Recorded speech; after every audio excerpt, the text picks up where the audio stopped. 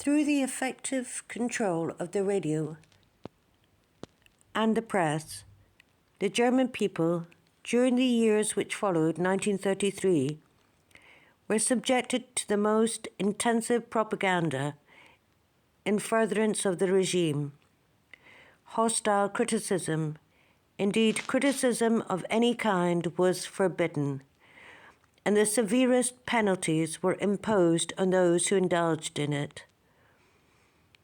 Independent judgment, based on freedom of thought, was rendered quite impossible.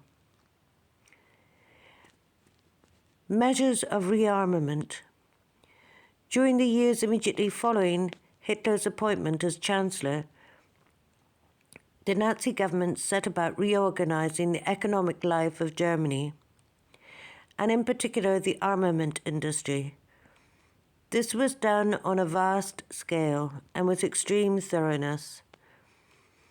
It was necessary to lay a secure financial foundation for the building of armaments, and in April 1936 the defendant Göring was appointed coordinate for raw materials and foreign exchange, and empowered to supervise all state and party activities in these fields.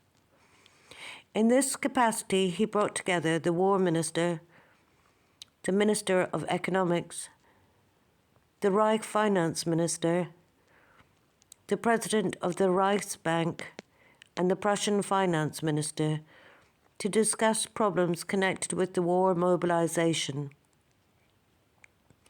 And on the 27th May 1936, in addressing these men, Göring opposed any financial limitation of war production and added that all measures are to be considered from the standpoint of an assured waging of war. At the party rally in Nuremberg in 1936, Hitler announced the establishment of the 4-year plan and the appointment of Göring as the plenipotentiary in charge. Göring was already engaged in building a strong air force, and on the 8th of July 1938 he announced to a number of leading German aircraft manufacturers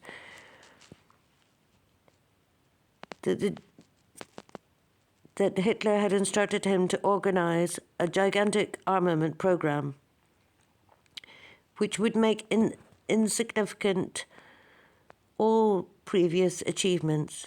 He said that he had been ordered to build as rapidly as possible an air force 5 times as large as originally planned, to increase the speed of the rearmament of the Navy and Army, and to concentrate on offensive weapons, principally heavy artillery and heavy tanks. He then laid down a specific program designed to accomplish these ends. The extent to which rearmament had been accomplished was stated by Hitler in his memorandum of 9th October 1939. After the campaign in Poland, he said, "The military application of our people's strength has been carried through to such an extent that within a short time, at any rate, it cannot be markedly improved upon by any matter of effort. The warlike equipment of the German people is at present larger in quantity and better in quality for a greater number of German divisions than in the year 1914. The weapons themselves, taking a substantial cross-section, are more modern than the case with any other country in the world at this time. They have just proved their supreme war worthiness in the victorious campaign. There is no evidence available to show that any country in the world disposes of a better total ammunition stock than the Reich. The AA artillery is not equaled by any country in the world." In this reorganization of the economic life of Germany for military purposes, The Nazi government found the German armament industry quite willing to cooperate and to play its part in the rearmament program. In April 1933, Gustav Krupp von Bohlen submitted to Hitler